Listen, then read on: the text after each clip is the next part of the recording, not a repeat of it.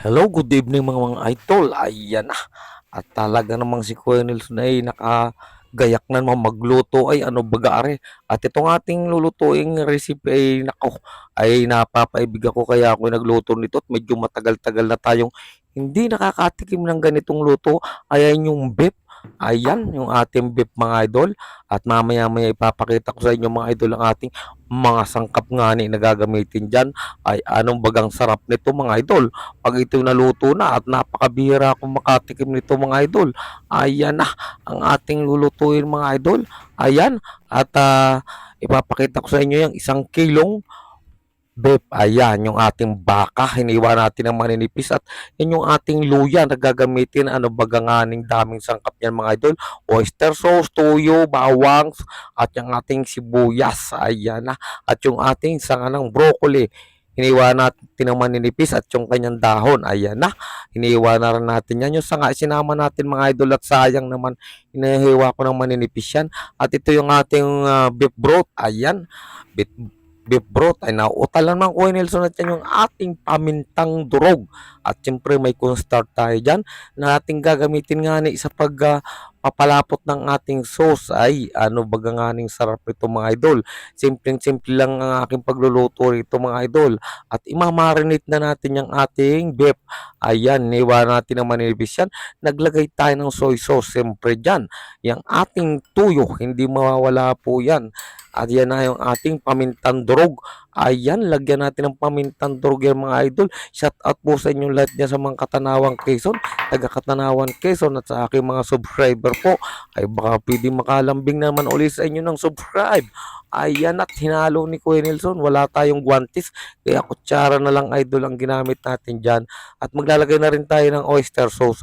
Alalay lang mga idol ang paglalagay dyan ng oyster sauce. Kasi may toyo na tayo. Yung oyster sauce mga idol ay may kaunti rin namang alat dyan. Maalat na malinamnam. Ayan na.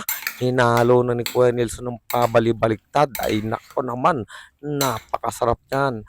Sa kulay na lang mga idol. Ayan, imamarinate natin yan ng mga kalahating oras lang. Okay na yan. Kasi pang ulam natin yan sa hapon. Ayan, dinagdagan ni Kuya Nelson ng soy sauce.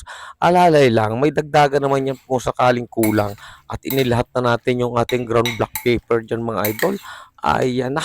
At talaga namang hinalungkat na hanggang ilaliman. Ayan, uutalan man ng Kuya Nelson mga idol. Ayan na ang ating masarap na recipe. I-cover natin yan mga idol. Wala na mga idol yan na marami pang sahog. Simpleng-simple lang yung aking pagkakagawa dyan. At nag-isa ako ng ano dito, bawang. Ayan na. Igisa natin yung bawang na hanggang sa mag-light brown yan mga idol. At ngayon, ang gagawin natin dyan ay igigisawan natin ng bahagya yung ating broccoli. Ayan. At yan ay gusto ko dyan ay crunchy. Unahin natin yung sanga na hiniwa natin ng maninipis. Ayan, isinasama ko idol yan at sayang naman. Ayan naman ay lumalambot din naman. Ano baga nga ning sarap niyan mga lods, lalo na pag crunchy yan. Ayan na. At hinahalo na ni Kuya Nelson. Shout out po sa inyong lahat dyan. Ate Bilen dyan sa Paranaque. Ayan na. At sa aking mga subscriber, kumusta na po kayo lahat dyan? At nagluluto si Kuya Nelson ng isang masarap na recipe. Simpleng-simple mga idol to. At ito yung ating broccoli. Ilagay na natin. Ayan na. Medyo igigisa lang natin yan ng bahagya. At ang ayaw ko idol dyan sa broccoli yan ay pag-overcook. Kailangan yan ay may crunchy. Ayan na. Hinalo papagayon at papagarni ay ano baga ngani yan. Ay talaga namang napakaganda ng kulay ngani ng ating broccoli mga idol. Ay pasensya na po kayo at medyo iba pa ang boses ni Kuya Nelson. Ayan, naglagay tayo ng kaunting asin. Binudbura natin yan ng kaunting asin mga ngani. Ayan, ay talaga naman ano bagang sarap yan. Ayan ay ulam na. Kahit yung broccoli na lang na yan, ay talaga naman pwede ng pagtyagaan yan. Ang sarap kagat-kagatin yan. Yan ang napaka-paborito nating gulay. Ayan na mga lods. Okay na yan. At na ano natin ang bahagya yan. Huwag naman yung sobra. Okay, isisit aside natin yan. Tatanggalin natin yan. At yan ay mamaya ay pag nilagay natin sa ating beef, ayan ay medyo maluluto pa rin naman. Ayan na. Ayaw ko lang ng overcook niyan mga idol. Ang ganda ng kulay talaga ng ating broccoli, bagong-bago mga idol. Ayan, anong baganganing sarap niyan 'pag naluto. Ayan na, na-miss natin 'yan, ang pagluluto ng, beef broccoli. Kaya nagluto tayo mga idol at matagal na tayong hindi nakakakain nito. Nakakain lang tayo nito pagka mga nasa piyestahan mga idol. Ayan, sinaid na ni Kuya Nelson, okay na 'yan.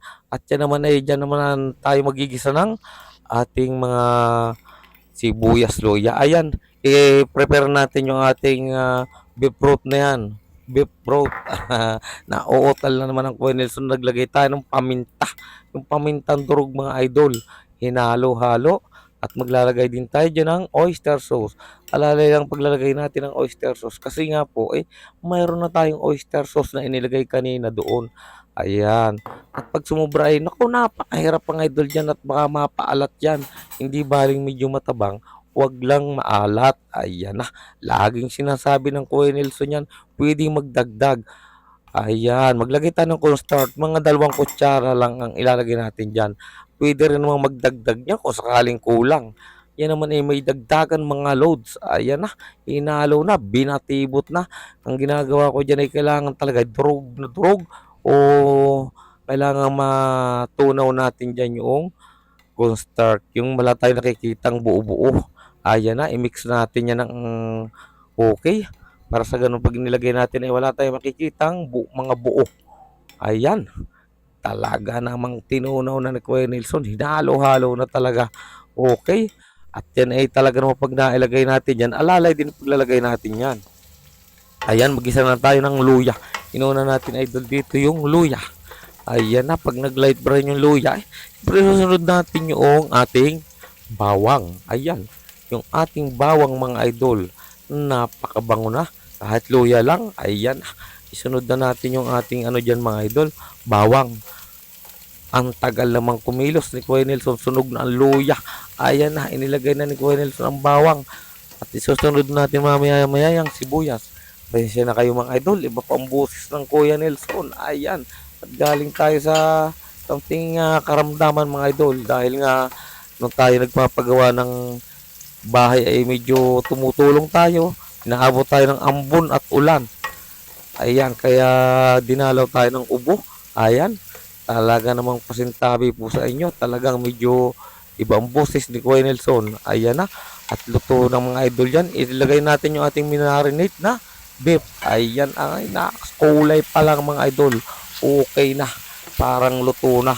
Kasi minarinate lang natin ng kalahating oras. Kasi nga kailangang maluto agad yan kasi gagabihin tayo. Yan ay palalambutin pa natin mga idol. At yung baka talaga ngayon, kahit sabihin natin manipis ang pagkakahiwa natin ay medyo may kunat talaga yan. Ayan na, i-mix natin. Haluin natin para ma-mix yung ating mga panimpla mga idol dyan. Okay, ayan na, kumukulo na mga idol. Magdadagdag tayo ng mainit na tubig dyan. Ang nilalagay ko dyan ay yung mainit na tubig na mga idol para hindi maputol yung init niya.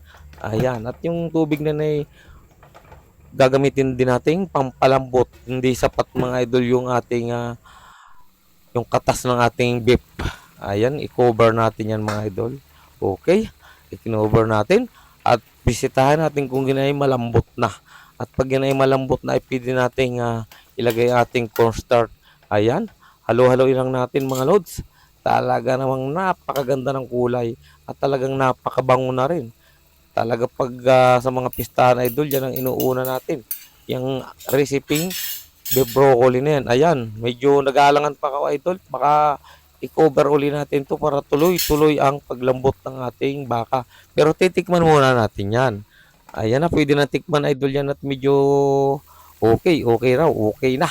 Sabi ng Kuya Nelson, i-cover ko uli yan mga idol. At muli nating bisitahin kung pwede na. At kanina pa yan mga loads ay talaga namang nagugutom na rin naman ako at magsi-7 na ng magsi-7 PM na mga loads. Ayan, okay na yan. Talagang malambot na. Pwede na yan mga idol. At ngayon ay maglalagay tayo ng ating ginawang sauce. Ayan, mga idol, at napakabango at nakakagutom na. Ayan na, ilagay na natin yan. At sa palagay ko ilalahat ko na to kasi tamang-tama lang yan, hindi naman sobrang lapot mga idol. Ayan, yung tamang-tamang sauce lang, halo-haluin natin mga idol yan, para ma-mix yan dyan yung ating cornstarch, tsaka yung ating oyster sauce niyan, na pinagsama-sama at may paminta pa. Ayan na, ang ganda na idol at tamang-tama ang lapot niyan idol ng ating sauce, ang bango na. At mamaya may ilagay na natin dyan yung ating broccoli, yung ating kaninang pernito ng bahagya. Ayan. At kailangan na hindi overcook mga idol yan. Ayan na. Ilagay natin at napakaganda ng kulay mga idol. Okay. Talaga namang napakasarap niyan mga idol at mapapalaki na naman ang ating pagkain yan ngayong gabing to. Okay mga idol. Luto na yung ating beef broccoli mga idol. Ayan na. Thank you for watching mga idol. At yan ay malapit na nating tanggalan ng apoy.